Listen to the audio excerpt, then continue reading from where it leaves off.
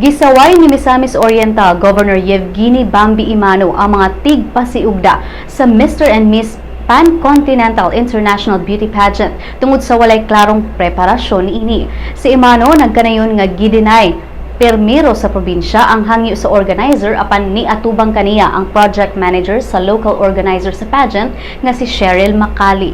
Sa pag-abot sa mga kandidata, daghan ang problema ang migawas ug tungod niini gialerto ni Imano ang Department of Tourism ug iyang gihangyo ang National Bureau of Investigation sa pag-imbestigar sa maong insidente.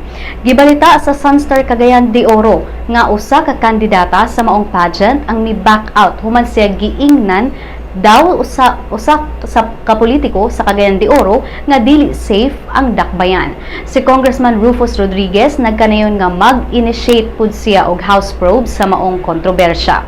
Si Rodriguez nagkanayon nga mupasar usab og balawd nun nga tanang pageants kinahanglang i-accredit sa Department of Tourism.